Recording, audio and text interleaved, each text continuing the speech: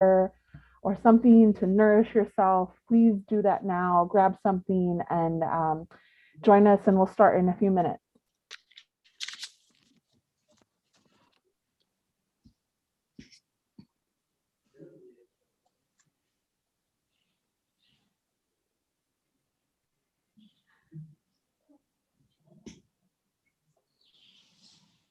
Good morning, everyone. Good afternoon, good evening. We have a lot of folks joining us.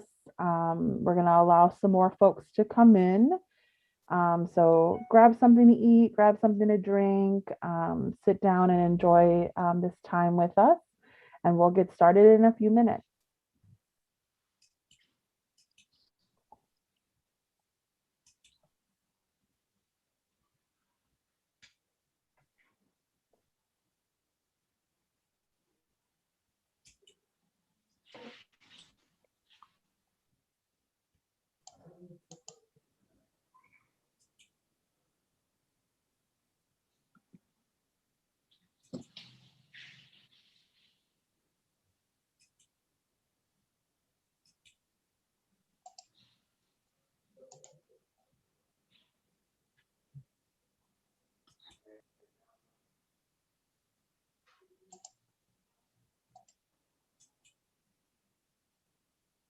Okay, so we are about 3 minutes after. We'll get started in 1 minute.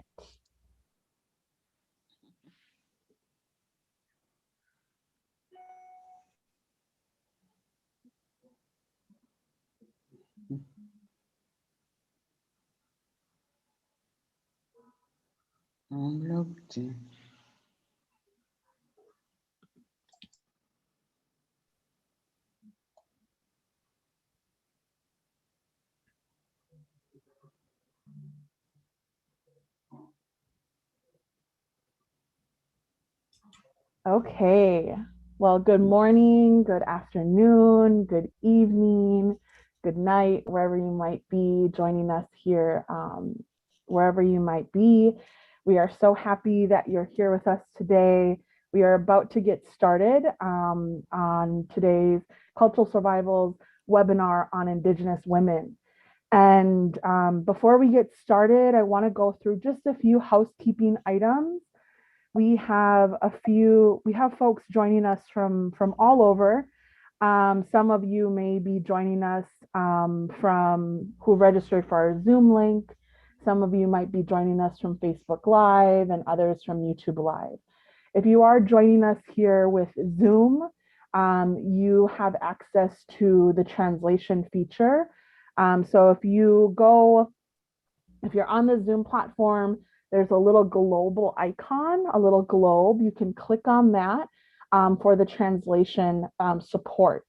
We will be offering translation in Spanish and in English. So whichever you are in need of, please choose that option on the globe icon on the Zoom link. And I just want to remind our speakers just to speak slowly today so our translators can make sure that whatever you're sharing is accessible to all of our audience today. And before I go into handing it off to our executive director, Galina Angarova, who will be moderating today's session, here at Cultural Survival, we like to open up this day in a good way. And so we will do so with an opening prayer. So if you are in a space to also join us in a prayerful way, I invite you to close your eyes and center yourself, and we can become one. Creator, we want to thank you so much for bringing us here today together in a good way, and bringing our minds and our hearts and our spirits as one. Creator, as we share space today and as we go on to our daily lives, we ask you to always remind us that we are one. We are stronger as one. Creator, we want to thank you so much for all of the blessings that you give to all of us in all of our lives and our communities and our nations. And we want to thank you for the beautiful world that we live in, for all of the two-legged and the four-legged animals, all of the fish in the sea and the waters, and even all of the microorganisms that live beneath us in our soils, that keep our soils strong so that we can have healthy food. Creator, we want to thank you for always taking care of us and giving us these powerful reminders that we need so that we can do this good work and live good live good and healthy lives for ourselves, our communities, and all of humanity. We want to ask you, Creator, to continue to watch over us and our families and our communities, our neighbors, our loved ones, our friends, and even strangers and people we don't know. And we ask you to keep them healthy, keep them strong, and to nurture them and all of the love and support they may need from you. Creator, we want to thank you for all of the blessings you give us today, tomorrow, and every day after. Yawa. Thank you so much. With that, I'm going to hand it to Galina Angarova, who is Cultural Survival's Executive Director, who will be moderating today's session. Galina, thank you so much.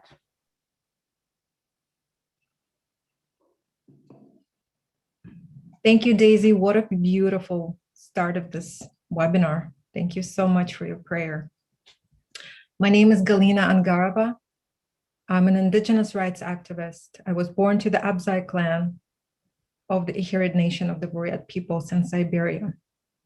Today, I'm speaking from the land of the Ohlone people, which is now known the San Francisco Bay Area.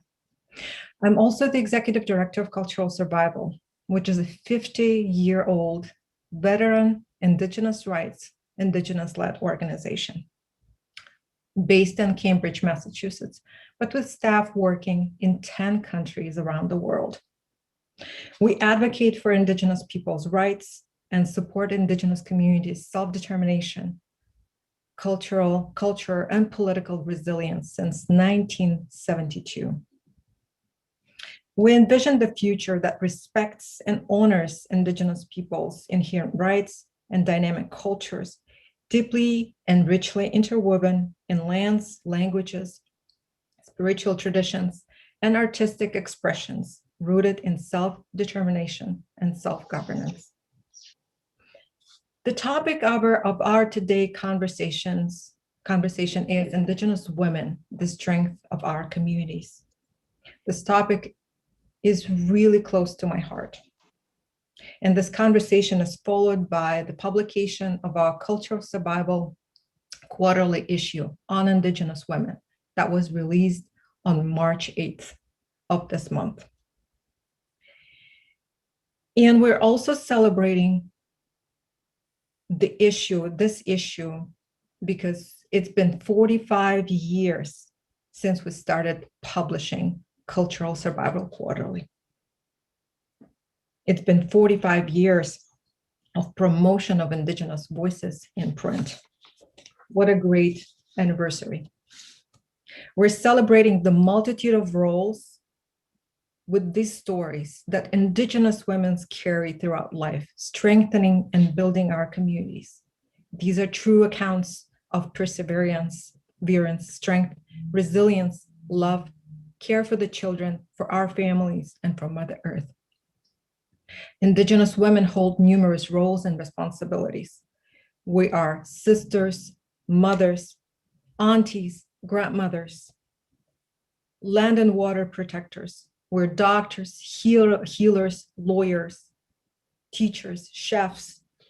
We are the powerhouses of our movements, the backbones of our communities, and the nurturing hearts of our families. Indigenous women find themselves at a disadvantage against challenges throughout their lives. We face discrimination because of our ethnic origin, gender, economic, social, political status and class, disability, and location. This compound effect puts us many of us at a disadvantage and at the edges of survival. For example, my grandmother was one of those women who worked hard to keep our family and community healthy. She completed only 3 years of education and survived a lifelong disability, lacking access to healthcare. However, she lived a very fulfilling life and ensured that her descendants were nourished and supported. We at Cultural Survival are working diligently to bring the cases and issues of discrimination against Indigenous women to light through our work to ensure and hold states, corporations, civil society, and other accountable so that our Indigenous women, men, and LGBTQIA relatives are protected and they can exercise and assert their rights. We're also working to uplift Indigenous women in a way that doesn't disrupt the gender balance and is according to our Indigenous ways, Indigenous protocols, and understanding of life, which is self-determined by our communities. So with that, I would like to introduce our esteemed panelists. It's a great honor. It's a great pleasure to invite these incredible Indigenous women leaders to this conversation. I will start with an introduction of our panelists. Tarsila Rivera Quechua is one of the most recognized Indigenous activists in Peru and the world. She has been upholding the rights of Indigenous peoples, women, and youth for more than 35 years. She is the founder and vice president of the Indigenous rights organization called Shirapak. She is also the founder of the Continental Network of Indigenous Women of the Americas. She is one of the founding members of the International Forum on Indigenous Women, FIMI, and currently serving as the president of the organization. She also served as a member of the United Nations Permanent Forum on Indigenous Issues. But most importantly and notably, Tarsila was one of those Indigenous leaders who led the UN Declaration on the Rights of Indigenous Peoples to its very adoption in 2007. Our next speaker is esteemed Hindu Omaro Ibrahim, who is an environmental activist and member of the Chad's pastoralist Bororo community. Hindu began advocating for Indigenous rights and environmental protection at age 16, founding the Association for Indigenous Women and Peoples of Chad. She is a member of the Indigenous Peoples of Africa Coordinating Committee and served as a co-chair of the International Indigenous Peoples Forum on Climate Change during the historic UN Climate Conference, COP21 in Paris. She also serves as the UN Sustainable Development Goal Advocate and as a friend of COP26. Gertrude Kinyongi, who is Batwa, is the founder of the organization called Support for Women in Agriculture and Environment, where she serves as the executive director.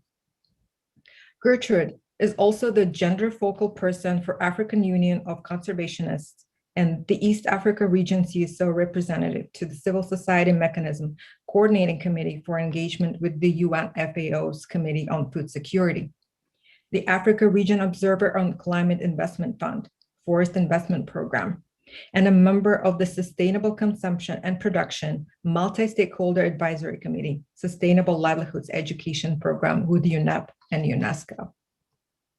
Finally, Krista Mancias Istokna is the Tribal Council Secretary of the Carrizo Comecrudo Tribe of Texas. She is a mother of 3. She has been working to help to maintain and preserve the identity and language of her people for future generations through oral and recorded history. Krista has been fighting the educational system in Texas and refuses to acknowledge her tribe's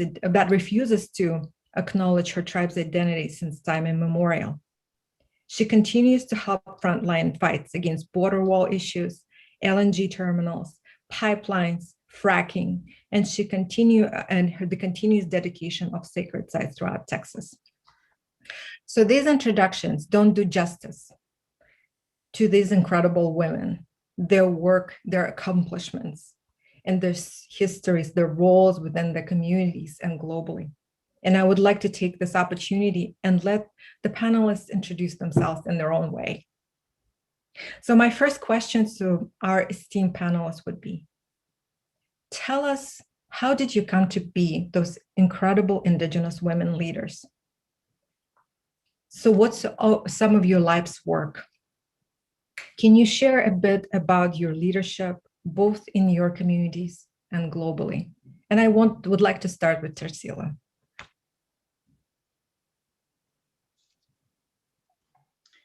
Muchísimas gracias por el honor de estar con ustedes y sobre todo ser escuchada y escuchar a hermanas que tienen mucha trayectoria, mucho conocimiento, pero no se quedan atrás las tantas personas que nos están siguiendo en este diálogo. Eso es muy importante, el interés que tenemos de escucharnos mutuamente.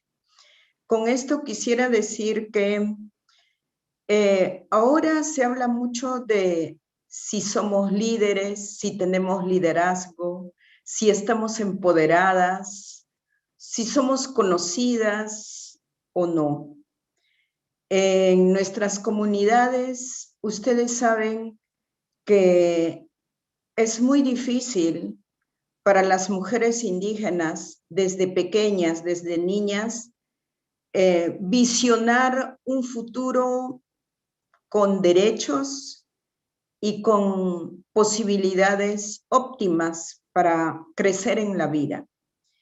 Porque tenemos que ser claras que todavía nuestros pueblos y nuestras comunidades están en estados que han sido colonizados, han sido invadidos y han sido en determinado momento oprimidos como pueblos para aprender y someterse a una cultura y a una lengua que no era la nuestra.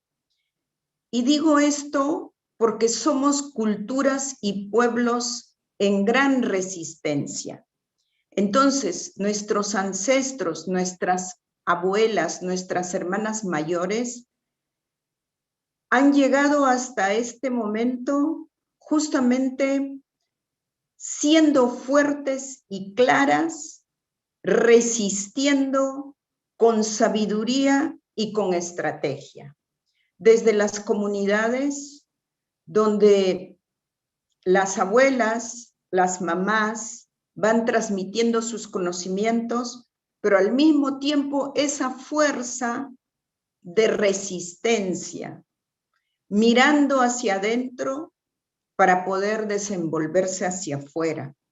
Eso me parece a mí que es muy importante, porque si no tuviéramos esa fortaleza, por supuesto nuestra autoestima como indígenas y como mujeres y como toda la multidimensionalidad que hace que no tengamos todavía los mismos derechos y las mismas oportunidades que otras mujeres, hace que hayamos podido enfrentar espacios hostiles fuera de la comunidad.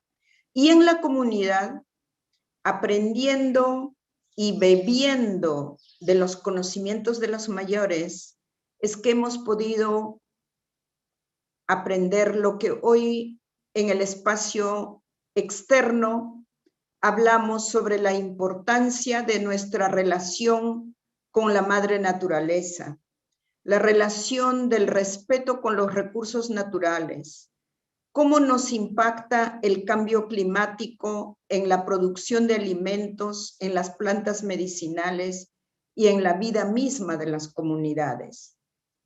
Entonces, el haber vivido y bebido en esa cultura nos da esa fortaleza y esa seguridad para resistir justamente frente a agresiones, exclusiones, y que ahora muy claramente lo venimos diciendo las indígenas, que es el tema del racismo que se expresa en las múltiples formas de discriminación y exclusión. Frente a todo ello, tenemos que reconocer que somos mujeres fuertes, claras, con un potencial que tenemos que usarlo para seguir construyendo escenarios positivos y favorables para las nuevas generaciones.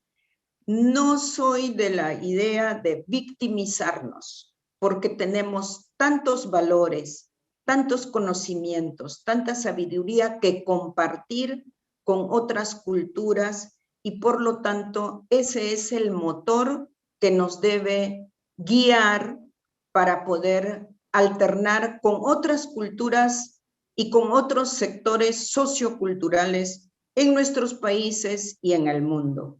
Así que ahora sé que tengo liderazgo porque lo dicen de afuera, pero cuando a los 10 años mi madre decidió que debería aprender la lengua del otro, el castellano, pues solo tenía temor, pero aprendí a hacer frente a todo lo externo, porque decía, no puede ser, si otros han aprendido la lengua no indígena, ¿por qué yo no lo voy a hacer?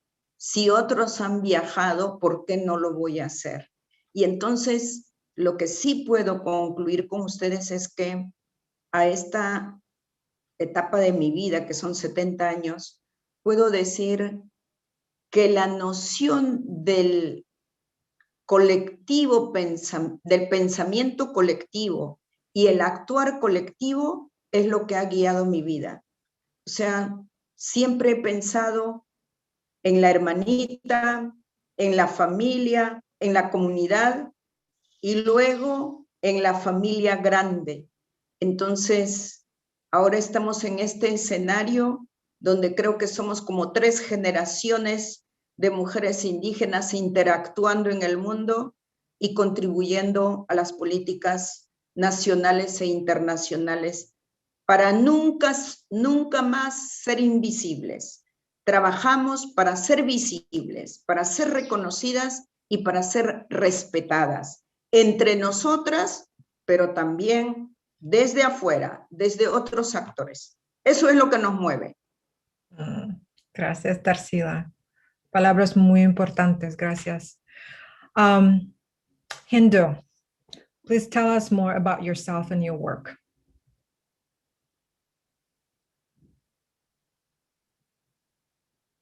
Hindu? Oh, sorry, I didn't hear the first one. Thank you so much. So, hi everyone. It's really a great pleasure to be with all of you. From my sister Tarsila, of course, Galina, and then Gertrude, and also my sister Christina. So it's so a great pleasure to be with you, and hi all the audience. Personally, it has been also a journey. Of course, it is not high up to what Tarsila said, but it has been a journey, because being already a woman, being an indigenous woman, that my people is still nomadic, 100% living independent from the nature, and being young, starting to fight for the rights of indigenous peoples, like you got all the negative things to do not get listened from the peoples. So that's what I went over. So from the beginning, from my mom's side, it was not possible, you know, in my culture, it was not possible that you get married to someone else outside of your community. So you have to get married in your community to conserve your culture and your identity. So when my mom passed through that, it has been so revolutionary for her to leave her community and come meet my father and say, we have to do something, we have to live in the town. So that was the first step where I get chance to get born with a mother and father who already left the communities, but who settled in the town. But they didn't leave the community completely. They just come in the town and go back to the community, of course. So with the two life between. So that gave me chance when my mom was a very strong woman to say also, as Tarsila said, my daughter have to go to school.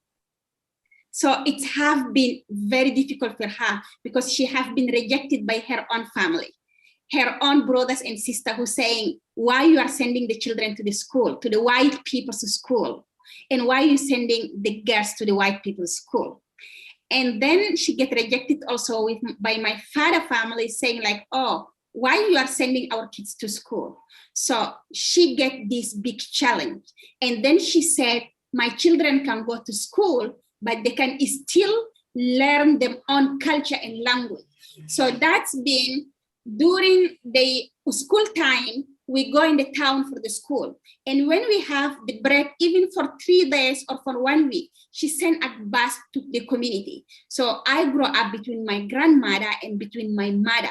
So that made me understand the life in the Western way, how they are living in the city and how they are learning in the school and how my community is living. And you know, when I go back to my community, they're just treating me like the city girls that going to the school. So they're just like, oh, you're going to the school and then you are different. And when I come to the school, the other kids say like, oh, I'm coming from indigenous communities, I'm smiling milk, I'm different. So I got the two discrimination from one place to another one. But that made me more strong because as a child, you cannot just understand what is happening. So you have to fight. And then I was like fighting in the two sides, fighting with my own communities, with the children in my community, telling them that I know my culture, I know my identity. So like I go milk the cattle, I sell the milk, I work over kilometers and kilometers every day to go sell the milk and coming back. I know all the trees, the birds, and the knowledge that my grandma is passing me. Like I have to be over the top of all the rest. And when I come to the school back, I have also to work hard just to showing them that I have a brain and I have to do something more than them and be good. So like all my life, I grow up by being strong and I have to prove myself. But when I start becoming teenager, I understand that I'm so lucky to understand the two culture. How about the other girls who have my age and who do not get the chance to go to school and understanding all these two pressure? And then I said, I have to fight for those girls. So that was the beginning of how I can create my organizations. And then I understand I cannot fight for the girls' right, like women rights, without fighting for the indigenous right, like for my community right in general. And immediately I understand I cannot talk about human rights without talking about our environment rights. Because in my community, we are depending from the land, from the water, from the pastures. This is the things who are keeping us alive, and this is our identity. So that's how the creation of my organization comes with two objectives: human rights, indigenous people rights, especially on gender focus, and environment protection, on how we can protect our water and resources. And then I meet an incredible people that was working on that, where they are calling it like climate change, biodiversity, or whatever. And then when I came in the first regional meeting, I'm like, no, in my community, we are seeing this change. It is not the same. So then I start getting involved at the international level. I finished this one with just one of the history when I came in New York for the first time. It was around 2000. It was Beijing plus 10. And then it was my first meeting that traveling. My father said like, no, she cannot travel.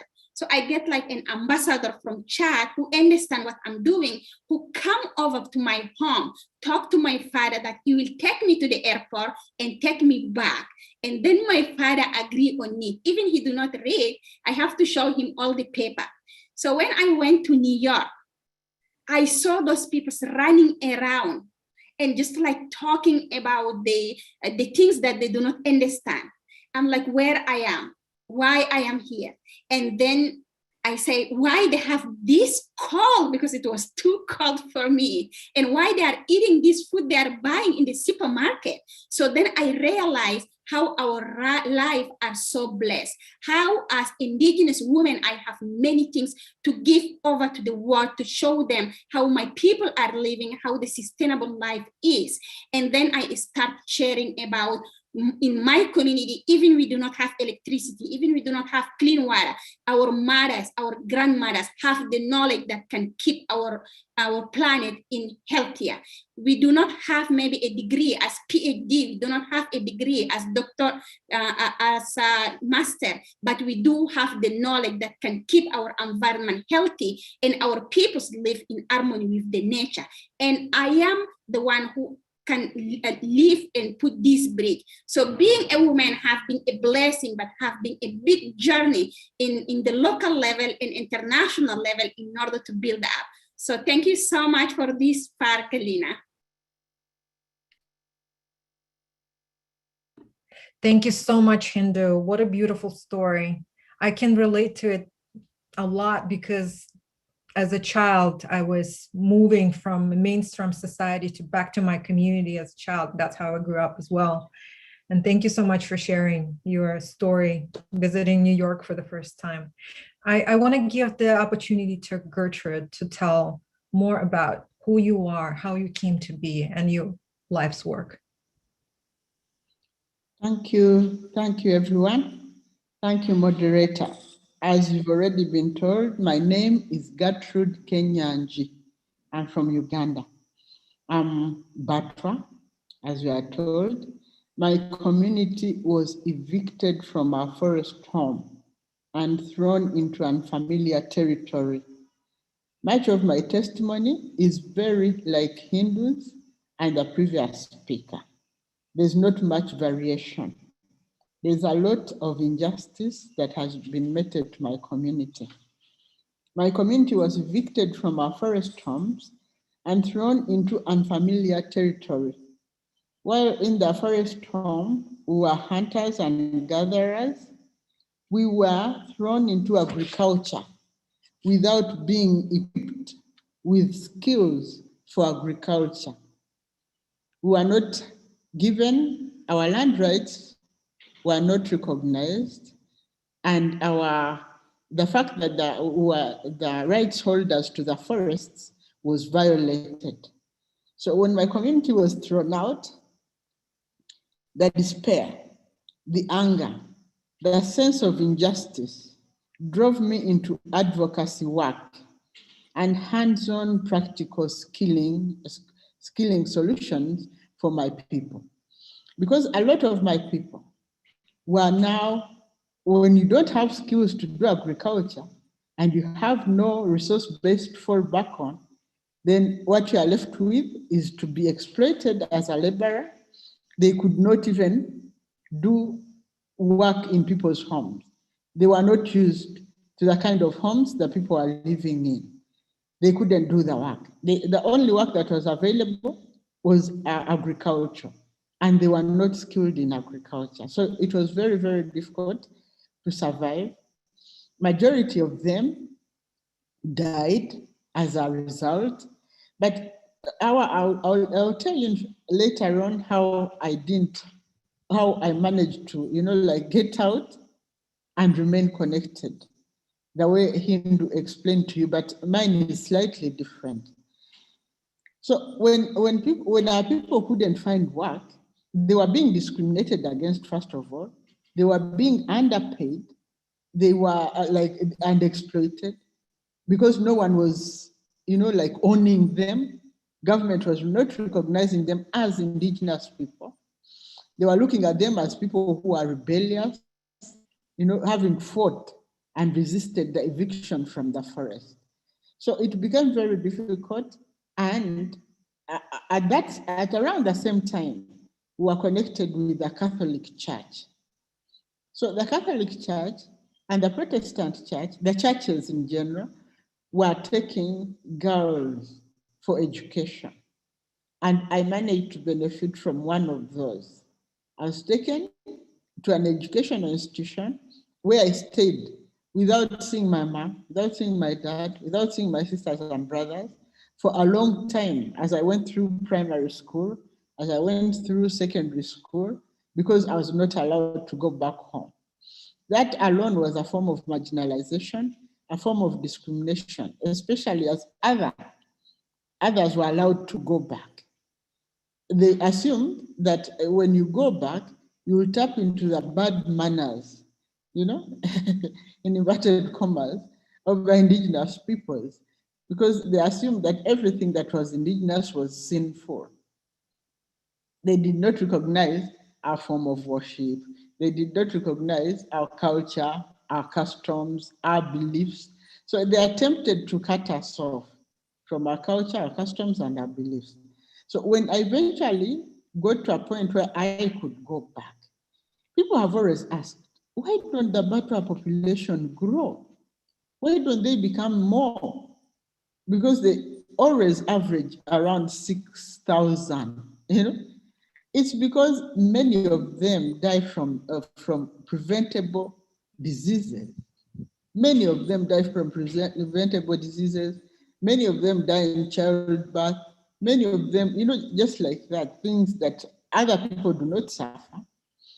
So when I managed to get back home, I found this kind of despair. I found this kind of anger. And the men were taking it out on taking alcohol. And there was a rise of domestic gender-based violence because the men's masculinities, you know, even in our Batwa or whatever indigenous communities, there's patriarchy. The men hold the power while the women are excluded from it. So even in that, I found that now there was a rise in what used to be an egalitarian community, where almost all people's roles were defined, where almost all people had their rights and they knew them. You know, without calling them rights, I mean, we all knew, and the gender-based violence was at its lowest.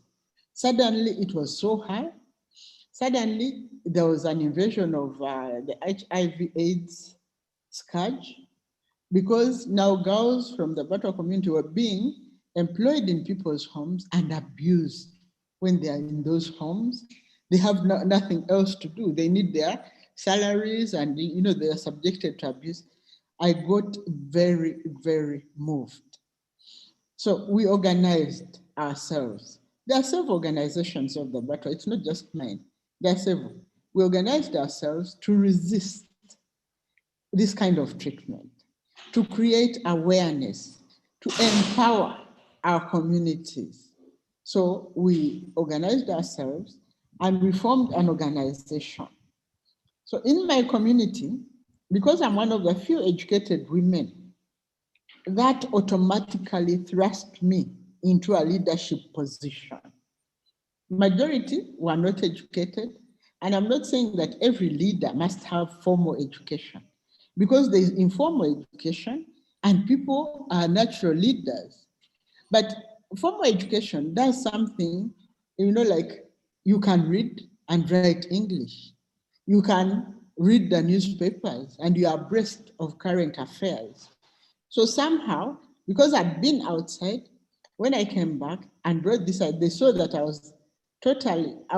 if you're familiar with the Bible, it was like Moses grew up in the Pharaoh's palace, but then when he went back to his people, he was appalled to see how much work they were being subjected to. So he did not deny his people. He attempted to liberate them. So at that position, I was mobilizing, I was creating awareness, I was encouraging people to get an education, but also encouraging people to remain rooted. And again, another thing that I noticed was that there were some Batwa that had gotten a breakthrough. There's one that was even the deputy governor of Bank of Uganda. There's one that was an archbishop of a very big parish, of a very big diocese. But whenever any Batwa would get a breakthrough, they would deny that they are Batwa. they would say, no, we have Achiga, the dominant community that's very close by.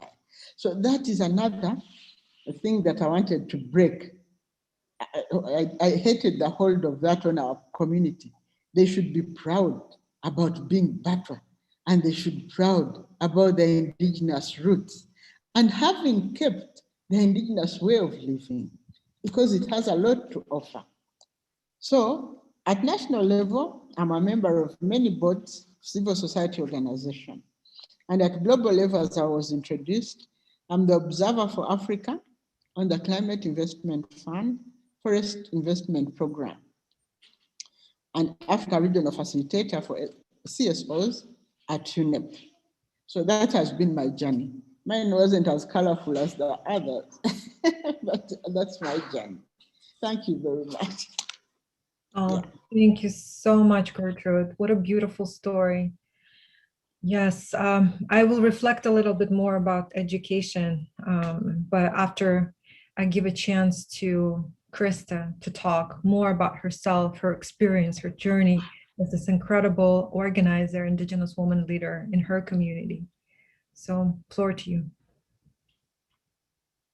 Nenapele, Eteapole, Mautapele, Met Awazo, Met Polpet. Greetings, all my relatives and all my blood relatives. Thank you for allowing me to come here today and speak about who I am myself and my people as well. You know, for growing up, for me, it was a little bit different than any of these other beautiful women here today. In Texas, there's an identity of being a Native American and not being Native American. Going back to when my family left in 1940s South Texas.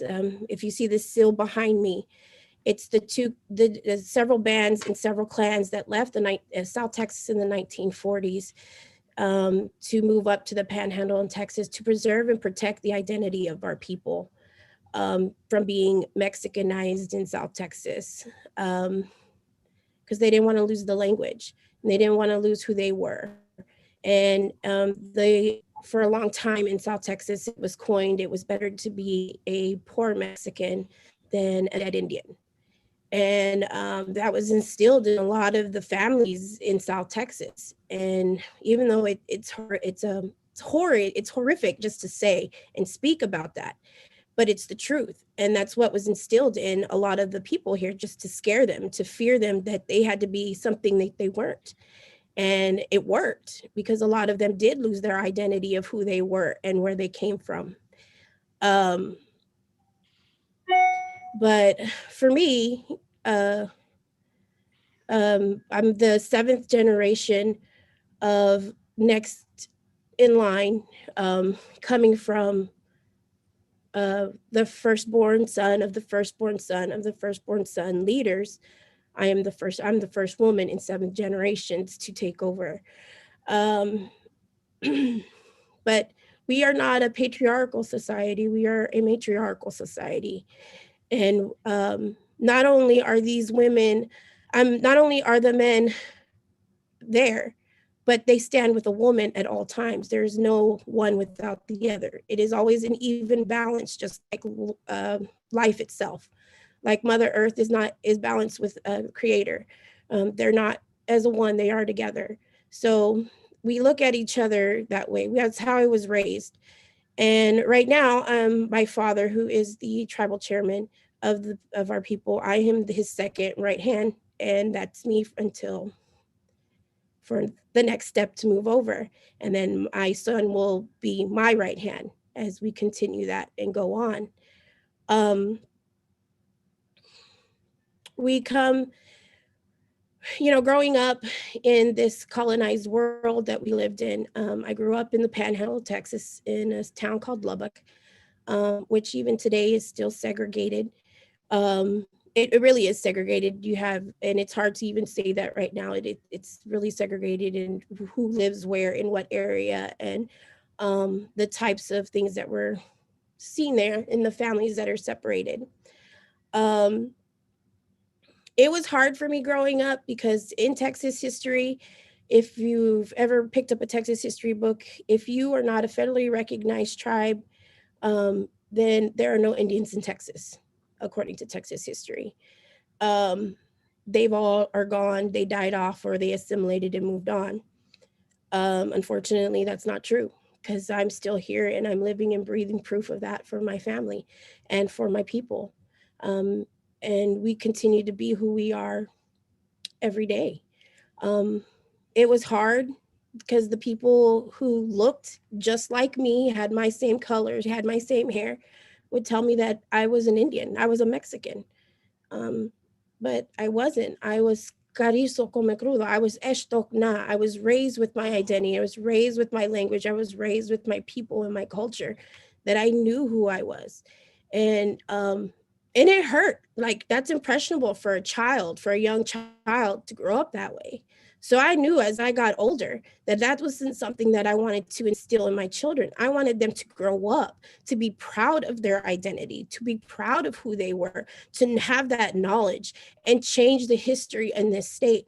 Because if this state and this country does not recognize non-federally recognized peoples, original peoples who still have their identity, who still maintain their culture, who still live their life ways, then there's something wrong.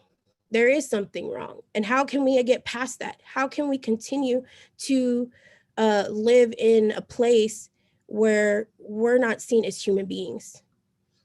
And that's the how we can, and so how are we going to make that connection?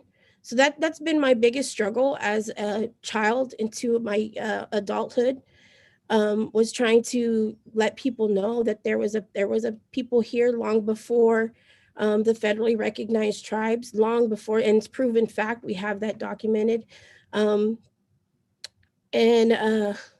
we needed to, as protectors, as the original peoples of this land, and here in Texas, we protect a lot of things: the water, the air, life itself, and our medicines, our sacred medicines that only grow here, especially the peyote medicine that only grows in South Texas, in our original homelands where we're from.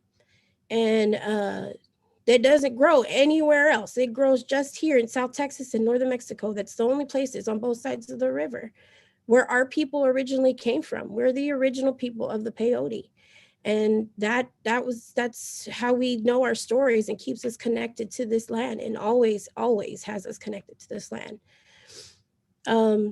We continue to fight and be who we are and maintain that identity by bringing back our people. And that was the thing for me as a person, growing up, that I knew I was going to be a teacher, to help my people understand, coming back to South Texas, because the fact that they weren't able to grow up with that identity that I did, that was preserved and protected by these people right behind me in this emblem. That identity and that language was to be sharing with them and wake them up so they can become who they are, who they truly are, and not a lost identity, but a people of this land, a human being of this earth, and walk with each other in harmony, because that's the only thing we can do with right now. Mother Earth is hurting, and she's crying out for us. So especially here in Texas, and we need that. We need each other to protect her, and we need each other to help make these fights portable, especially as women, because we are women. We're women that are life givers. We give life, and we can't give life if everybody's taking that life away from us. What are we going to say to our future generations if we don't stand up and fight now? Because they'll have nothing left. There will be no clean water. There will be no air. There will be no food. And what are they going to have left? Because we didn't stand up and fight as women. If we continue our life, to grow life as women now, we will stand up and fight forever. And our future generations will see that. So, a lot of things have gone on in our Texas education system that doesn't see past who we are. They continue to ignore the original peoples of this land because we're not a federally recognized tribe. They continue to destroy the land and our well-known sacred sites, whether it was, LNG proposed terminals that are coming up in South Texas, whether it's fracking in the Permian Basin, whether it's pipelines running through our sacred sites and sacred waterlands, whether it's a border wall being built at not at the border, but through well-known village sites and grave sites. They're not doing their due diligence as human beings to ask the original people of this land, how is this something is this yours? But it is. And you cannot destroy something that doesn't belong to you and never has belonged to you. So we look to a fight, not only for ourselves, but for our future generations who we look for. We see them at my children every day. I look at their future and their kids and their future children and their daughters and their granddaughters, and hope that one day that they have something better, that they don't have to be denied who they are anymore. So they don't have to live in a world without fresh air and clean water. So they can have a path of survival for the next generations. Thank you. Thank you so much. Please, if you're here at this webinar, please follow Krista's work. She's doing incredible work in Texas, fighting against the large industrial projects that are threatening the livelihoods of her people. Please do. So we have a lot of ground to cover, and I wanted to do a quick time check. It's 9:53 Pacific. I have a lot of questions to cover. So maybe I will skip some of the questions, but I wanted to briefly kind of elaborate on education. I think Gertrude was speaking about a lot of our women, Indigenous women, have to navigate multiple worlds.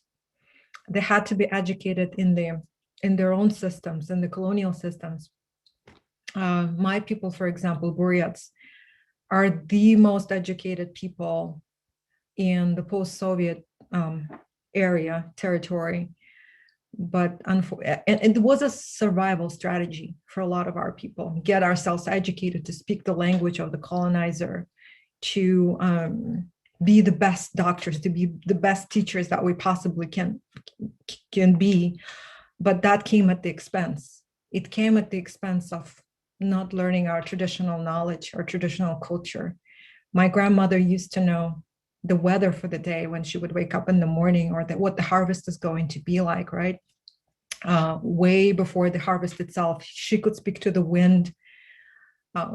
She could do so many things that I unfortunately just have a fraction of that knowledge at the moment. So there's that. Another point I wanted to make before asking the next question is that there are many prophecies around the world that Indigenous women will rise up to the challenge, and they will be the ones to lead this journey, this way, to bringing the reciprocity, the balance, the respect, the relationship to Mother Earth back to this planet. And this is why we are here in this conversation, to uplift the voices of this incredible Indigenous women so that they're heard. And this is not the first or the last conversation. There will be more conversations globally, regionally, locally. We need to uplift that voices and listen to the wisdom that has been passed down to us for generations. So my second question was, what's the role of Indigenous women in climate change efforts at the local and global level? What do we bring to these conversations and efforts? So I'm going to change the order for this and bring Gertrude to be our first respondent. You're on mute. Yeah, I was mute. Yeah, thank you very much. Well, Indigenous women's leadership, more than ever before, is important because Indigenous knowledge provides time-tested solutions to the challenges we face today. And one of those challenges is climate change.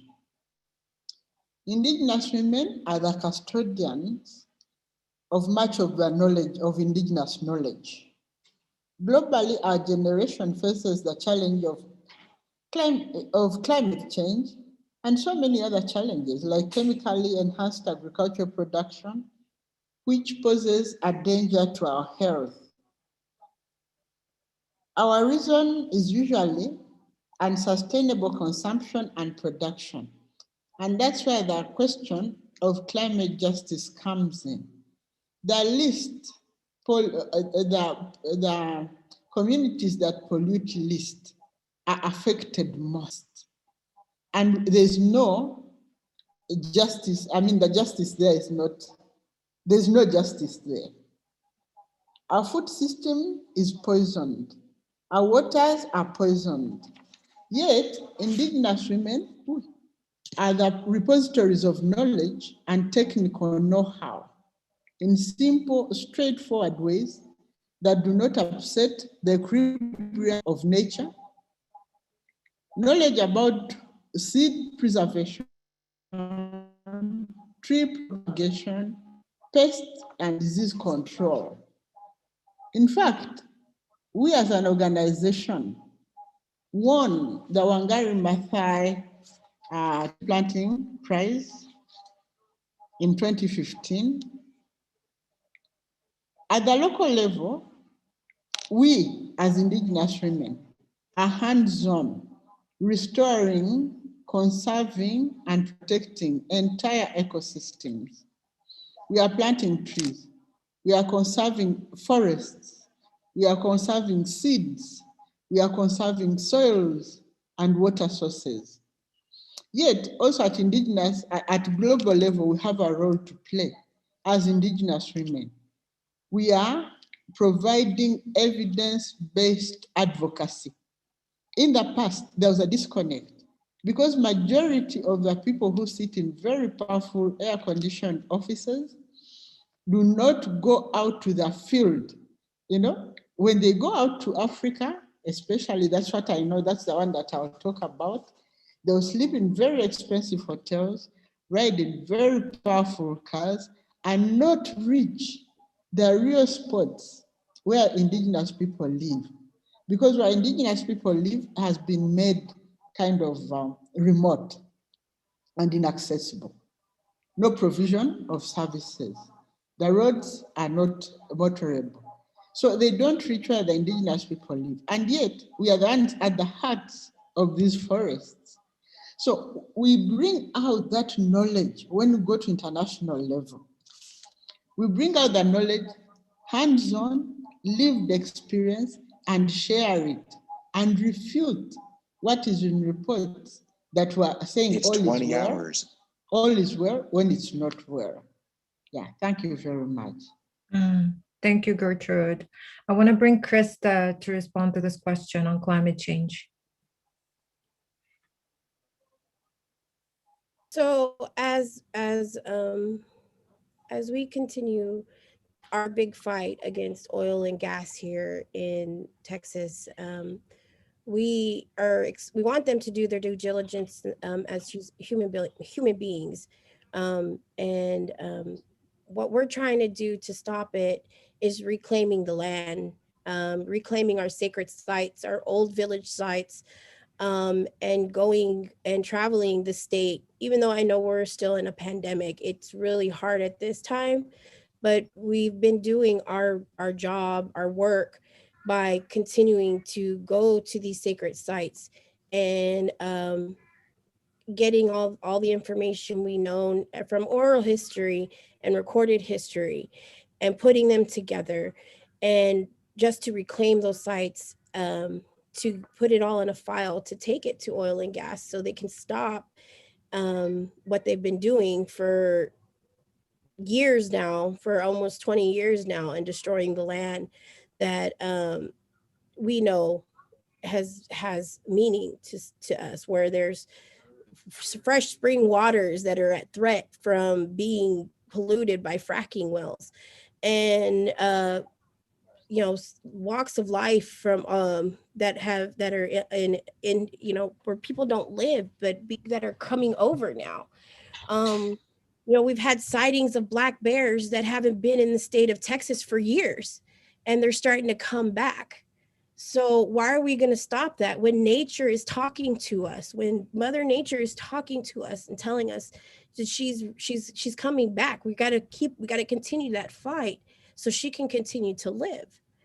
And by us having community gardens and sharing with the community, and doing stuff not just for ourselves as individuals, but doing it together for each other, we build that spot, so we build that space for each other and not for ourselves, and continue to have that life and growth to protect the climate itself.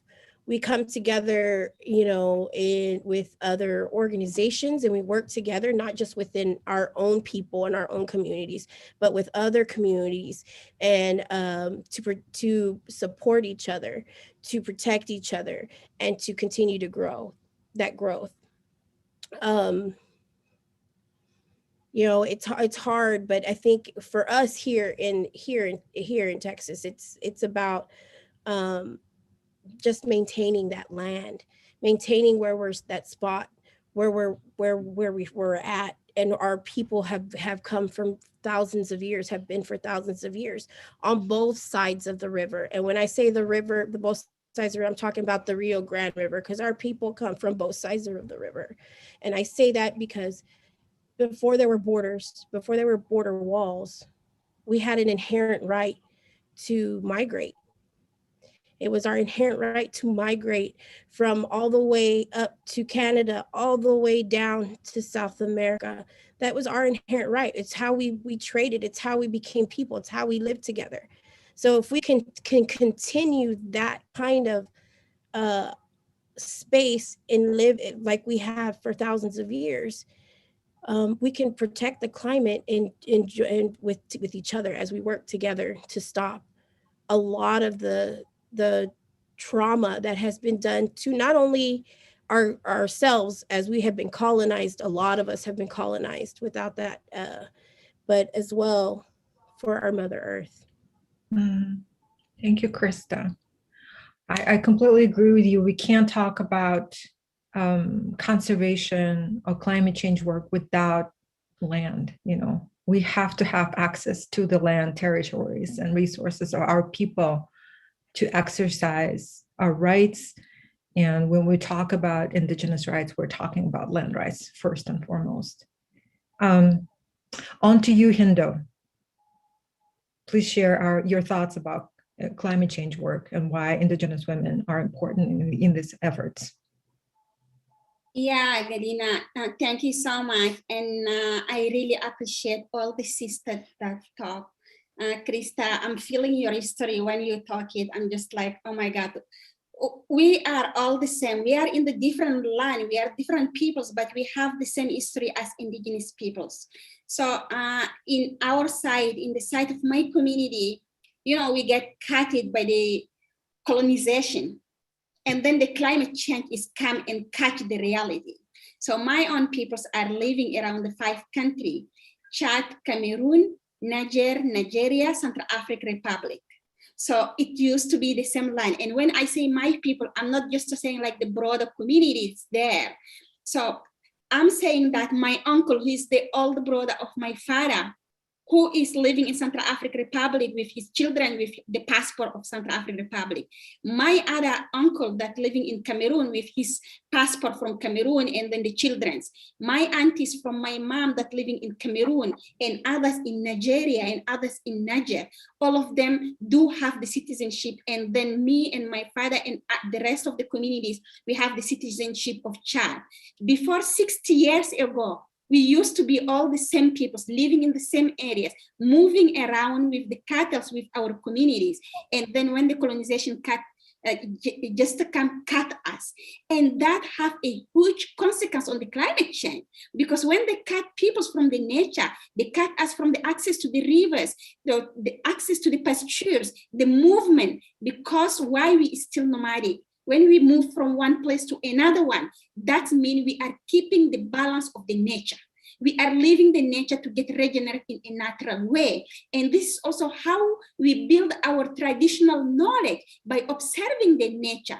I can tell you, I tell that in my thought tech, I will tell that everywhere, because I'm so proud of my people knowledge, and especially the women knowledge there. Like from my grandmothers, my aunties, they can just tell you by observing the cloud positions, by observing just the birds migrations, by observing the flowers, the trees, if it's going to rain by next 2 hours, or if the next year season of 12 months going to be a good year season.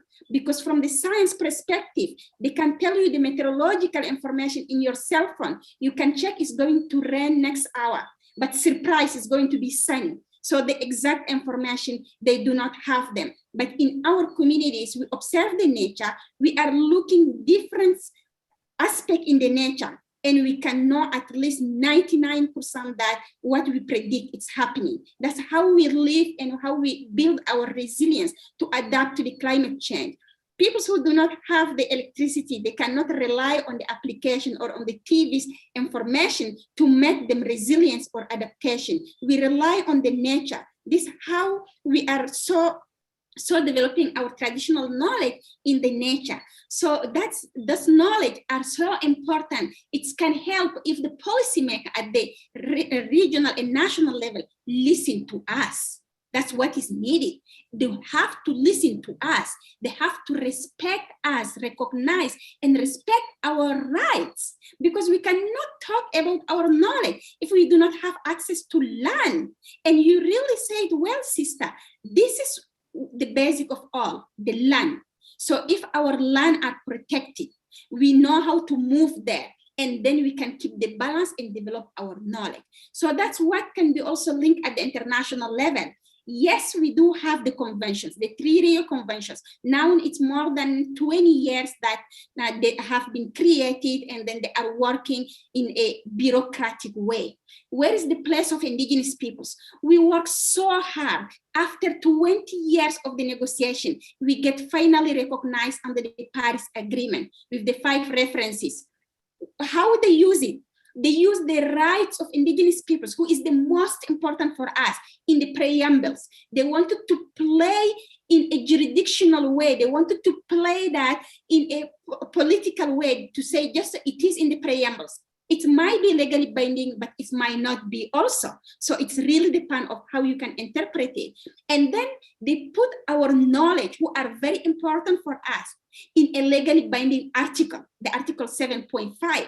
So for us as indigenous women, as indigenous peoples, our knowledge must be relied to our rights. So our rights must be recognized and respected before that our knowledge can be taken over to discussion. So that's why, when we talk about the local communities and indigenous peoples platform, this one, it is not asked by indigenous peoples. This one, during the Paris negotiation, it is proposed by the countries, by the member state. When we negotiated for our rights, they negotiated about our knowledge, how we can share our knowledge. So then when the platform is created, of course, that's also the power of the indigenous peoples. We come all together. We say it cannot be working if we are not taking the decision. So that you cannot talk about us without us. So we need to sit in the tables and say whatever that we want with our peoples. And that's how we create the principles of having the equal participation in the facilitative working group. If we have 7 indigenous peoples, it might be only 7 representatives of the state. We cannot have the 196 countries, and we have only like 7 regions of indigenous peoples. This is not equitable at all. If we talk about our knowledge, we talk about us. So that's how we come to the 7 representations. But so far, what are the deliverables of the work. We have the 2 years work plan. And at the end of the day, I am the members of the facilitative working group, but I'm getting also very frustrated because we cannot just rely in the reports. We cannot just like have the outcome as the documents that written and whatever. We wanted to see the action. Where are the action? And the action might be only at the local level, at the national level. So countries must change them laws. They must recognize indigenous people's land. They must stop all those private sector who are coming in our land, is stealing them, and who are doing the profit on the money. The human life do not have a price. They are putting a carbon price. So you cannot put a money in a tree. So that's the thing we do understand as indigenous peoples. One tree, you cannot buy. One tree, it is an entire ecosystem. It is all the leaf that you can eat or that you can do a shelter for you. You can sit down. It is all the branch. It is all the insect who can grow up there. It is all the birds who can be lying there. It is the entire ecosystem. How you can put the price in all this? It is impossible. So that's why it is so important to have a right-based approach with the principles of the respect of indigenous people's rights, indigenous people's land. I used to say that in the previous panels, as indigenous peoples, it is easy that people say we are protecting 80% of the biodiversity. Yes, we do protect this 80% of the world biodiversity, but how much we are taking decisions? If just so we wanted to have the balance in the nature, we can be also 80% in the tables of 100 people to take the decisions. But even we do not have just the 20% that taking the decisions, it is not fair. So we need the climate negotiation, climate change to change the system, to give us the space to take the decisions. We want the finance institutions to take out the price in our nature. We cannot put only the money as price. We need the price on the respect of the nature. They need to learn from us, and especially from the indigenous women. And that we can see how the money can serve to protect peoples, but not how the peoples can serve to protect the money. Thank you. Oh, thank you so much, Hindu. This is so powerful. It's made me very emotional. Thank you. And Tarsila, on to you. As someone who's been leading this work for 35 years, and so I met you at one of the COPs many years ago. We shared the room, and then we also went together to advocate for the rights of indigenous peoples at the climate negotiations. I would like your opinion on this work and your journey in the climate spaces.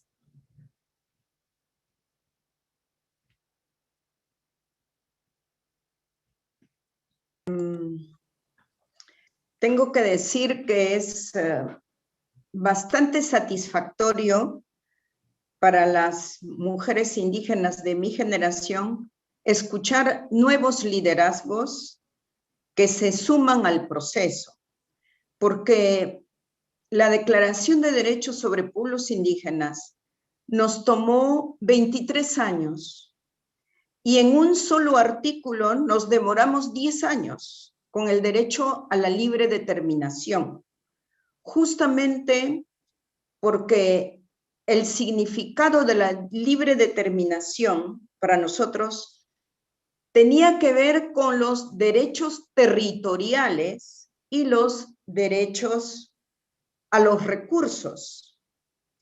Entonces los estados vieron en ese artículo como una gran amenaza, porque sí se reconocía el derecho a la libre determinación, como lo estábamos concibiendo, por supuesto que atentaba la existencia y la estructura, la permanencia de los estados-nación que surgen post-colonia, ¿no?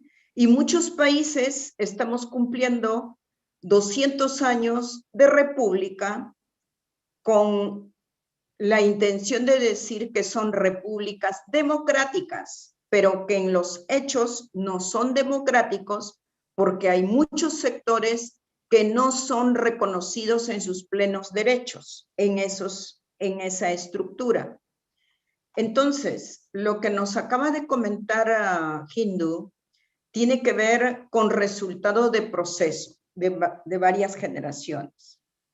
Y yo creo que tenemos que poner siempre en valor la valentía y la estrategia tan sabia que tuvieron los primeros líderes justamente del norte de Estados Unidos, que llegaron a las Naciones Unidas usando la Carta Celeste de las Naciones Unidas para reclamar derechos, porque estaban siendo invadidos y exterminados por de diferentes maneras, como nos ha explicado Krista.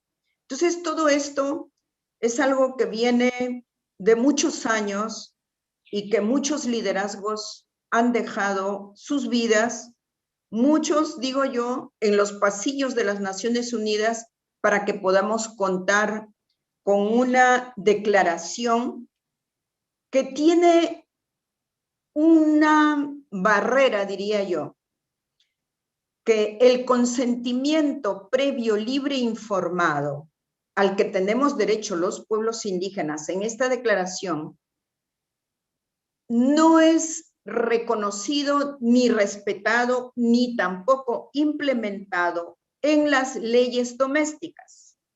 O sea, al interno de los países todo es pendiente en relación a nuestros derechos. En las normas internacionales hay mucho avance, ¿no? Lo ideal para nosotros como hombres y mujeres y generaciones sería la complementariedad de los contenidos de la Declaración de Derechos sobre Pueblos Indígenas y la declaración del el convenio 169 de la OIT, porque son dos instrumentos que uno tiene un valor legal, pero si los estados no han adoptado el convenio 169, ni siquiera son consultados. Y entonces tenemos esta gran barrera que tiene que ver con que la mayoría de constituciones de los estados dicen que los recursos del suelo y del subsuelo pertenecen al Estado y nos enfrentan con las sociedades nacionales porque dicen que los indígenas estamos pidiendo derechos excepcionales cuando pedimos los derechos territoriales. Pero para los pueblos indígenas, que somos pueblos preexistentes a los estados, preexistentes a las colonizaciones, pues esos territorios eran nuestros y vivíamos de ello. Muchos pueblos que vivimos todavía al margen de los estados por el sistema de exclusión es que todavía se cuidan recursos naturales que son una riqueza contra el hambre y además para resolver problemas de salud. Entonces, cuando estamos en los escenarios relacionados con cambio climático, vemos que chocan los intereses nuestros con los intereses de los que quieren el desarrollo económico solamente por el avance de la economía y la lucha entre ellos por quién tiene más poder económico, y que está relacionado también con las violencias que hay armadas y de todo en el mundo. En ese sentido, creo que nosotras tenemos que seguir siendo más fuertes, más claras como mujeres, pero también sumándonos al movimiento social para hacer alianza con ellos. Porque, por ejemplo, en países donde somos una minoría y donde los estados tienen el poder armado, económico, político y de todo, estamos no siendo escuchados. Si a nivel mundial somos 480 millones, a nivel mundial los pueblos indígenas, las mujeres más o menos 255 millones. Imagínense ustedes qué sería si es que pudiéramos construir una agenda global fuerte, clara, pero también teniendo en cuenta de cómo participar accediendo a los espacios de decisión. Hay muchos países que estamos en procesos electorales y ahí vemos que necesitamos generaciones indígenas que realmente se preparen para el ejercicio de los derechos políticos en nuestros estados. Hemos visto de cerca el proceso de Estados Unidos y nos alegra ver mujeres indígenas, ¿no? Liderazgos indígenas que han tenido una estrategia de entrar en espacios de decisión, que es algo que debemos aprender. Porque mientras no tengamos espacios, no estemos participando en los espacios de decisión, siempre estamos reclamando, pero sin embargo, el poder nos acalla. Y todas las consecuencias de la crisis climática no es nuestra, es obra de los países justamente que quieren crecer en la industria, explotando los recursos del subsuelo y matando los recursos del suelo y los alimentos principalmente. Entonces, cuando hablamos de cómo impacta el cambio climático en los pueblos indígenas, mujeres indígenas, hay mucho que hablar porque una de las formas de violencia terrible es la violencia medioambiental que mata a las personas, mata la tierra, mata los recursos, contamina los ríos y por lo tanto llegará una crisis tremenda para la producción de alimentos. Entonces, es algo que cuando en el año 1980 los pueblos indígenas decíamos que tenemos conocimientos y filosofía y cosmovisión de respeto a la madre naturaleza y lo comparábamos con la filosofía e ideología de Occidente, bueno, en ese año todos se reían de lo que decíamos los indígenas. Y nosotros en esos años decíamos que nos considerábamos parte de la madre tierra. No es que nosotros somos dueños de la madre tierra, sino que somos parte de ella y tenemos una relación de reciprocidad y de respeto mutuo. Pues en esos años todos se reían de que cómo nosotros podíamos decir eso.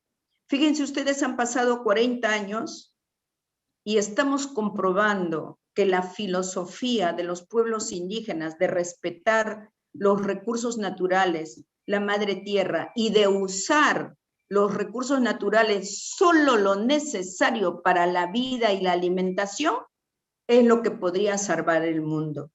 Entonces, cada vez más tenemos que estar unidas, articuladas y tener, sí, esa fuerza y esa vitalidad que recibimos de nuestros ancestros y nuestras ancestras, porque mientras mi generación encontró la puerta cerrada en las Naciones Unidas, la generación de Hindú ya encontró la puerta abierta. Entonces el desafío también para la nueva generación es diferente en este contexto.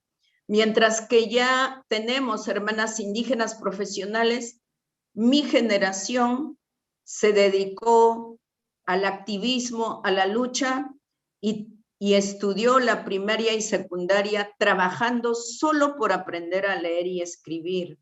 Entonces, yo creo que los tiempos son otros y hay que mirar con fe y fortaleza, porque ustedes, la nueva generación, ya conoce cómo es el enemigo que quiere matar la vida de la tierra, de la madre tierra, de nosotros y de los recursos. Entonces, ahí el desafío grande es qué estrategia deberemos desarrollar para seguir resistiendo, pero también para lograr éxito en nuestras luchas.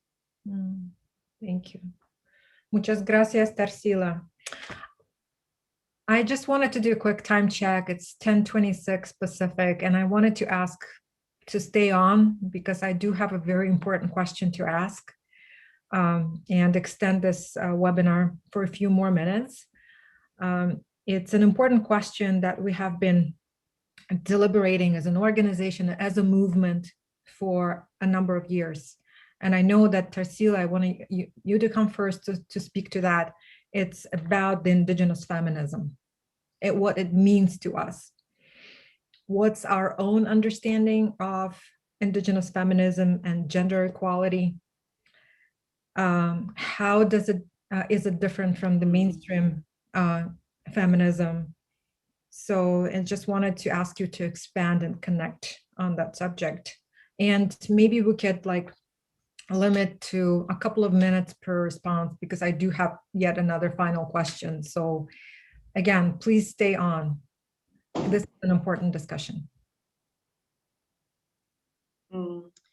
Bueno, gracias por la oportunidad, ¿no? Nosotras, las mujeres indígenas, llegamos a Beijing el 95 y no dejamos de participar en los escenarios públicos porque no estábamos visibles. Entonces, a Beijing +5, que llegamos por primera vez las indígenas,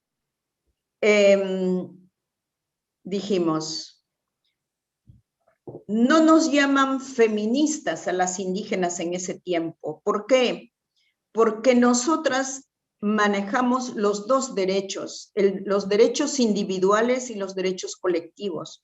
Los derechos colectivos, que fueron la primera reivindicación también de las mujeres indígenas, fue visto por el movimiento feminista como una barrera para no reconocerse como feminista indígena y no defender, y que no había reivindicación de los derechos individuales, lo cual era un error. Y entonces, en esa reunión de Nueva York, el 2000, se empezó a hablar de feminismos con S, porque antes había solo el movimiento feminista.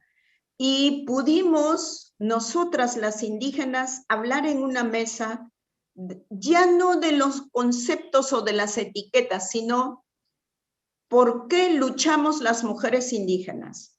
Y pudimos decir, luchamos por el territorio, la tierra, el territorio y los recursos naturales, dentro de los derechos colectivos, por el derecho a la lengua y la cultura propia. Y en el plano de mujer, luchamos para que en nuestros territorios no haya violencia, ni tampoco en nuestros cuerpos ni en nuestras vidas. Entonces, después de tantos años, hoy podemos decir que los derechos colectivos como pueblos de culturas específicas y los derechos individuales como mujeres, pero también desde la interseccionalidad de etnia y cultura o raza, pues tenemos quizá los mismos problemas en la desigualdad de género, y mayor todavía. Entonces, la complementariedad de los derechos individuales y colectivos pasan a ser ahora parte de la reivindicación de las mujeres indígenas. Nos llamemos feministas o no, no tiene importancia. Lo importante es que somos un movimiento liderado por mujeres indígenas de varias generaciones que luchan en contra de las desigualdades, las injusticias y para poder erradicar todas las formas de violencia y de racismo. O sea, luchamos contra un poder hegemónico y contra el patriarcado y contra las desigualdades. Si eso nos define feministas indígenas revolucionarias, pues trabajamos para cambiar estructuras que no son aceptables ni son justas. Ahora, en la región de las Américas se habla mucho de varios tipos de feminismos, feminismos comunitarios que surgen desde Bolivia, feminismos igual comunitarios también en Guatemala y México, y todavía estamos nosotras las indígenas por definir qué concepto vamos a construir cuando hablamos de feminismo indígena. Pero, Galina, permítanme compartir. Yo trabajé mucho desde el movimiento mixto para que las mujeres indígenas tengamos voz propia y espacio propio. Y está basado justamente en la recuperación de una filosofía que me transmitió un varón anciano de 14 años. Cuando le preguntamos sobre estas cosas de relaciones entre hombre y mujer, él dijo, las cosas valen cuando están en su punto de equilibrio. Yeah. Y entonces vivimos en sociedades donde hemos entrado en total desequilibrio. Las mujeres nos quedamos atrás, las niñas le negaron oportunidades, las mujeres y las niñas son las más violentadas. Entonces, tenemos que trabajar para recuperar esto que nuestros mayores decían, tenemos que vivir en equilibrio entre hombres y mujeres, mayores y menores, en equilibrio entre los seres humanos y la naturaleza, el trato equilibrado entre los animalitos y nosotros. O sea, ese concepto del equilibrio es aplicable a todo orden. Ese es el pensamiento que debe guiar. No es que seamos más y menos que los varones, lo que queremos es recuperar las relaciones de equilibrio que nos deben llevar a la vida plena y al respeto entre nosotros. Y eso es lo que pedimos. Pedimos una relación equilibrada de respeto con el no indígena, no que nos explote, que nos discrimine o que nos niegue oportunidades. O sea, eso es lo que guía para mí lo que venimos transmitiendo a través de los espacios con las nuevas generaciones de mujeres y jóvenes, para volver a ser nosotros mismos, pero en este contexto actual donde el enemigo es grande y pisa fuerte, como dice la canción de Mercedes Sosa. Thank you. Gracias. I'm going to give the floor to Krista to come in to elaborate on the concept of Indigenous feminism. Yeah, a couple minutes. Krista. Yes, I actually like this question. This is one of my favorites. Well, of course, in the United States, feminism is not made for Indigenous or people of color. Feminism was originally for, the Anglo people and their struggles as women's suffrage. But as times have changed, feminism has grown. And for the Native Indigenous people here, feminism is a different word. It's a cultural feminism. It's of the identity of who we are and who we're as women, as people of women. When we look at Indigenous feminism, we're talking about, that balance, like Trisila was saying. I mean, it's about being one with each other as women, old and young, being one as a human being on this earth, finding that balance, because of course, like she said earlier, we don't own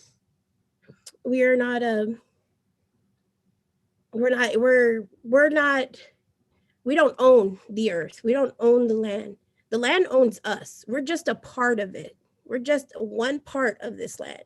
So that's that fight that we struggle as we keep going, that feminism, that who we are, because we are just a part of the life that is part of this earth. We're not above it. We're not below it. We're just here. We're right there finding that balance. And, it's who we are as women that we continue to fight for that identity. And, now as we keep going, all over the United States, women are at the front lines. They're right there at the front, telling them people to stop whatever they're doing, whether it's fighting a pipeline, whether it's protecting the water, whether it's just telling them to get off their land. And that's that feminism of who we are as an identity of people. We're telling them, you know, this isn't right. We got to stop this. And it's who we are, and that's how we continue this fight. And I love that this question came up, because it's one of my favorites. And you know, we as Indigenous people have to stop that. You know, it's hard for us to be who we are. You know, it was our women's society who told our leaders in the 1940s that it was time for us to move out, because we needed to keep our lifeways sacred. We needed to keep them protected. So they took that last migration to move out of the South Texas and move forward to protect our peoples, and it's our identity. So since then, we've been fighting.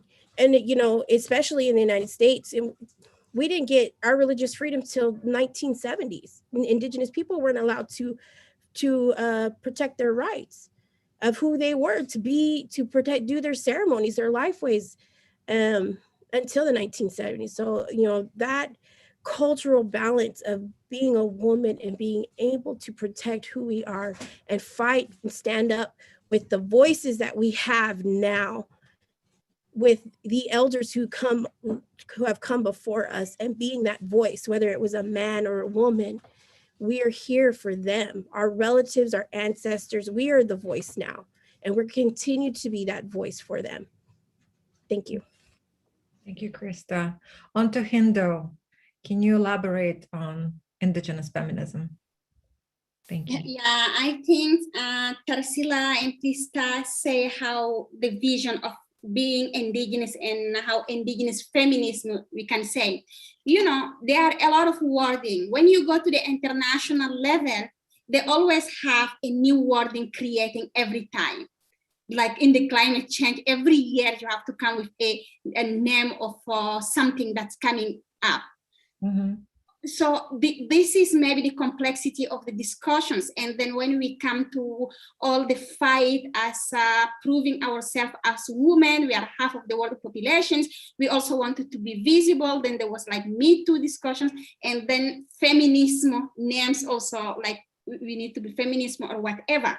So it is a wording, but in the reality, how as Indigenous women, we are using that to make our causes listening, to make our rights respected. So this is the most important part for me, to see how we start to make all our communities that being there.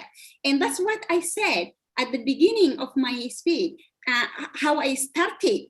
So at the community level, already you are not like allowed to send the girls to school because it's cultural. And then when you go to the school, you need to prove yourself and etc. So when you wanted to become a leader, it depends from which patriarchal or matriarchal that you are. I'm so happy to listen that Krista said that in her community, they have matriarchal way of leading. It is not the same in Africa. We have patriarchal way, and it is reinforced by the colonization, who put over again the leadership of man than the woman. So then that's make a more damage in our communities. So that's how also when as women we talk, we do not talk for only preserving women. It cannot work. When I started, I wanted to protect the girls of my age.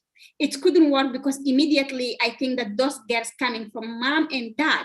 So that's called a family, and the family coming from the communities. And we have a lot of communities coming from our same peoples. So how we can make it all in general and protect the collective rights, as Tarsila said. So at the international level, I remember in the climate negotiations, when we come in our Indigenous People Caucus meeting, so Tarsila come earlier, and she have to join the women and gender group in order to represent Indigenous women voices there.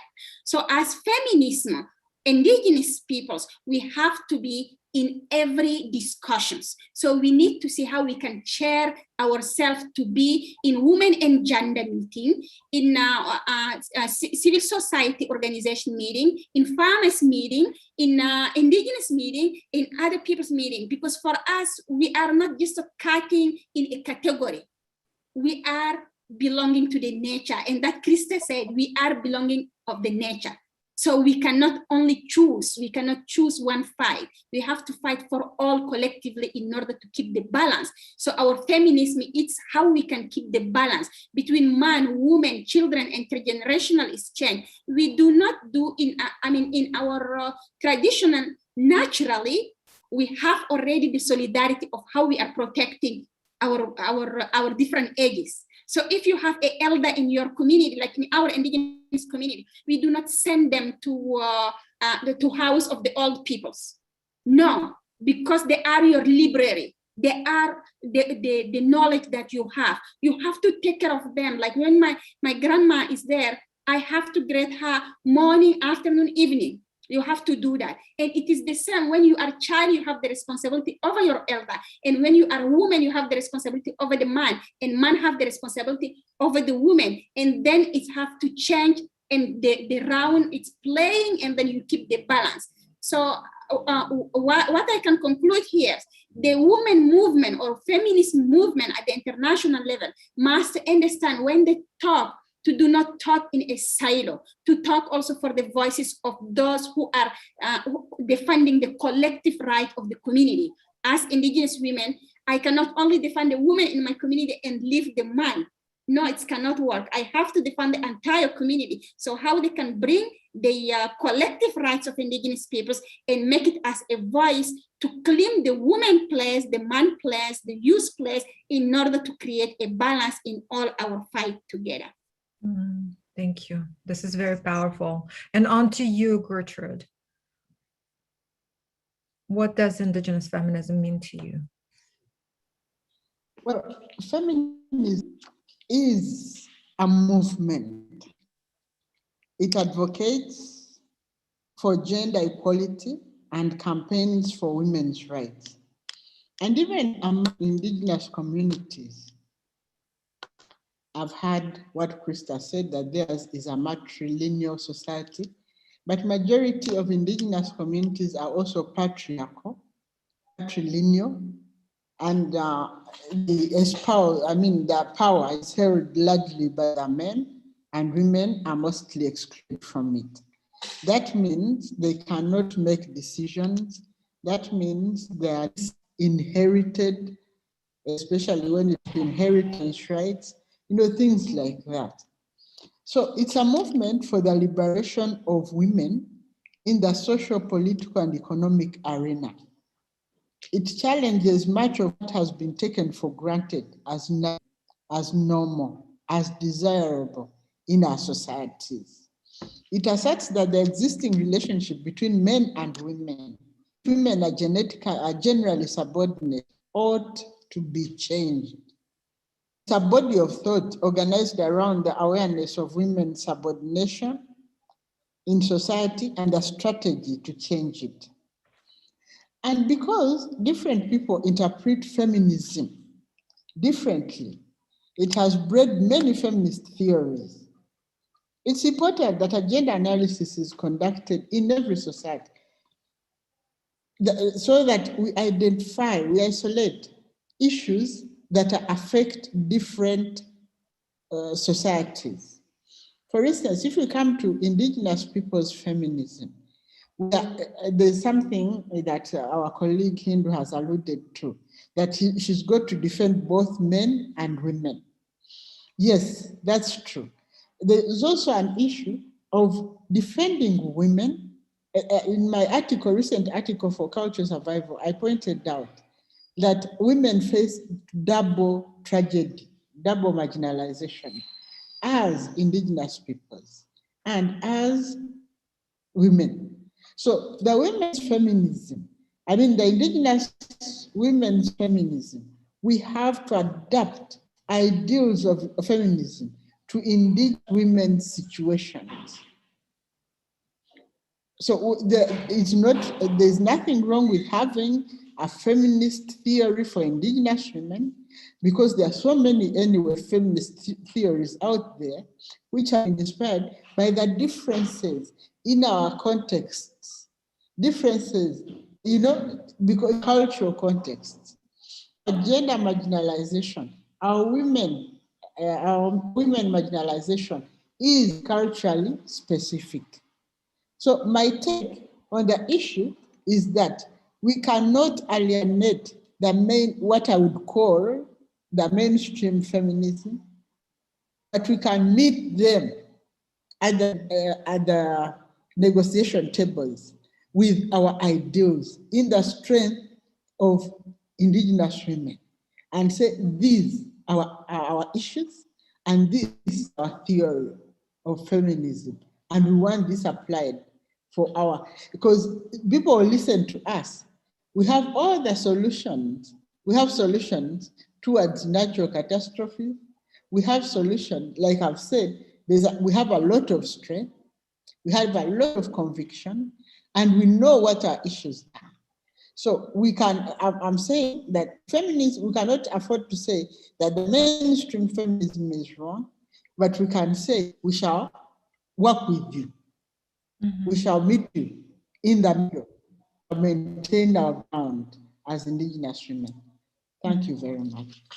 Thank you, Gertrude. I think it's an incredible call for uniting our efforts. Just wanted to give you a quick numbers that only 0.4% of all international global giving goes to Indigenous-led organizations. And only a small fraction of that 0.4% goes towards supporting Indigenous women. Think about it. And I just wanted to plea to funders, plea to feminist funders not to overlook Indigenous women's organizations and issues, and support and sit us at the table with us at the table to discuss what Indigenous feminism means to us, as Gertrude outlined. So we are kind of reaching even the top of the hour, I understand, but in a couple of words, my last question: what do Indigenous women need today? Just in a couple of words. Hindu. Right, and Indigenous women need what you said just right now. We need access to the finance, direct access to the finance. Many of the women, and particularly I can say all women in my communities, who cannot write a concept note to access the ongoing or normal finance that outside, but they do have knowledge. They know how to protect their families, how to protect the nature, how to fight climate change. They know how to protect them land, the natural resources, in order to protect their nature. Even if they cannot write a concept note, they deserve to get direct access to funding.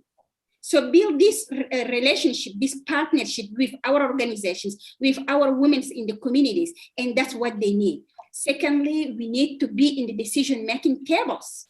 We cannot just count the Indigenous women as quota when we are having panels to say we wanted to have an Indigenous, and then, okay, if it is Indigenous female is better, and you are checking the box as you are a woman, you are Indigenous, you are Black, coming from Africa, or coming from the First Nation, and you are young or whatever. Let us move from checking box to the real participation of Indigenous women in the decision making, and then we can make the change. Thank you. Thank you, Gertrude. Yeah, in addition to what our comrade Hindu has said, which was very, very powerful, we also need education to widen our knowledge base. Majority of Indigenous women have been sidelined in the education, in formal education. Formal education will open doors to those decision-making places on the global tables, articulating our issues. And then we need awareness. We need to keep abreast of new developments. We live in this world. If there's Agenda 2030, we must know about it. And we must know how to engage with it, because we live in this world. And lastly, we have to keep in the loop. We must remain part and parcel to influence a global development strategy, we must participate in meetings such as UNFCCC, high-level political forum, UNEA. We must bring our issues to the agenda. Thank you very much. Thank you, Gertrude. Krista, what do we need? Support from all fronts, financially, physically, that backing to stand with Indigenous women in all our fights and what we're doing, whether it's in your country or your state or within your community, but all over. Keeping that balance with each other, that friendship, those connections, that kind of support, on a global level. If we're all helping each other out, preparing. A lot of us here in the United States, we have, we need to educate about Indigenous rights, Indigenous issues that have now have come a point of land issues of and educating our people. Protests, we have protest laws in some states where we can't even stand up and speak out about who on the things that and protest about who we are, and to protect our lands. Those are the kinds of issues that we face, and we need support as Indigenous women. Like I said, more now more than ever, because women are the voice now. They are the front line now. They are the ones that are standing up and saying, it is enough. This is enough. We are tired, and we're not going down without a fight. That's what we need. Thank you. Thank you so much, Krista. And finally, Tarsila.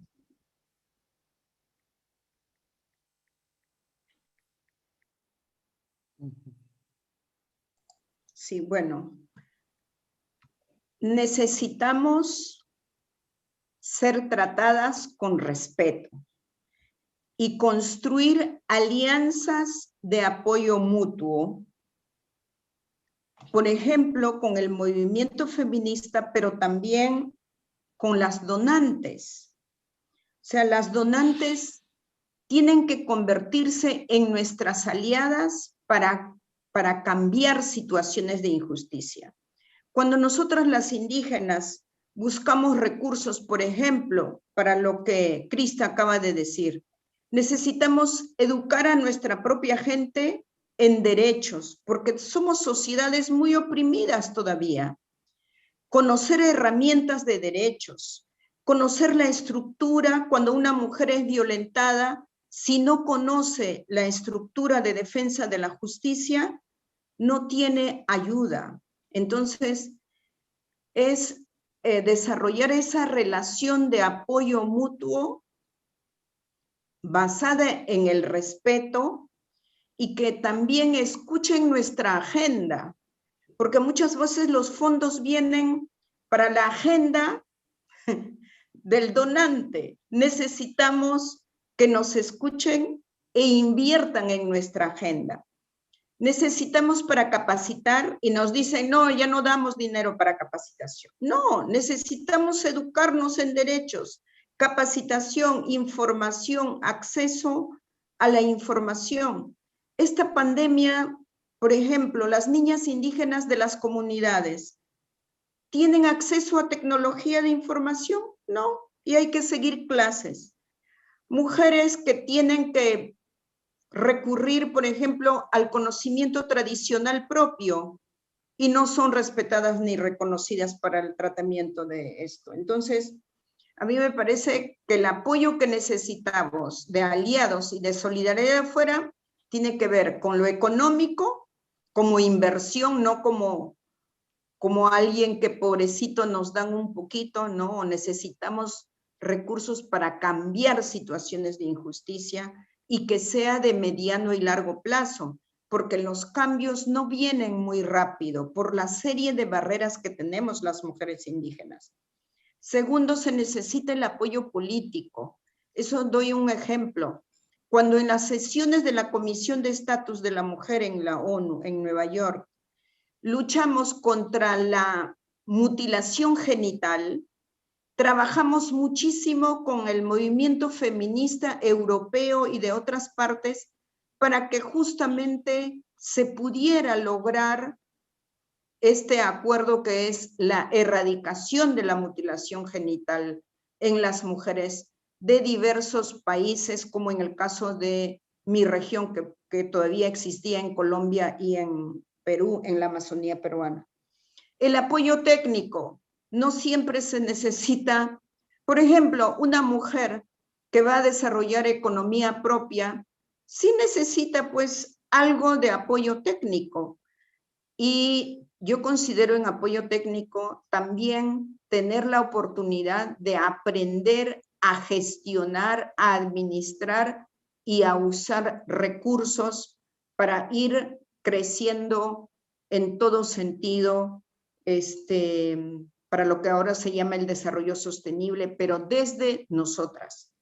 Ser escuchadas es un derecho, ser entendidas es un derecho, así como los demás lo piden. Solo eso pedimos las mujeres indígenas en los diferentes niveles. Gracias, Tarsila.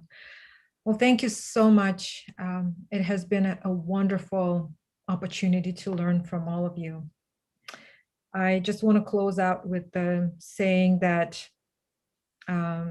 support comes in many ways, both financial and non-financial.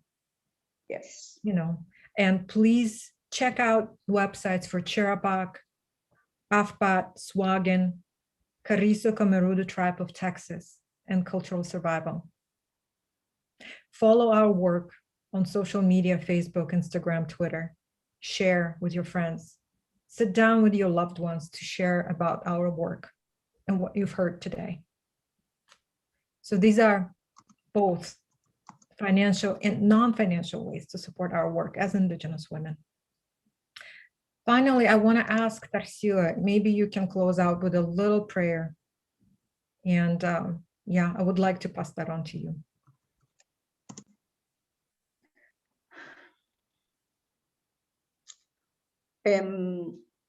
Mama kuna, taita kuna, Pachamama, ham kuna ya uyari kuichik, ukui sonjoy kumanta.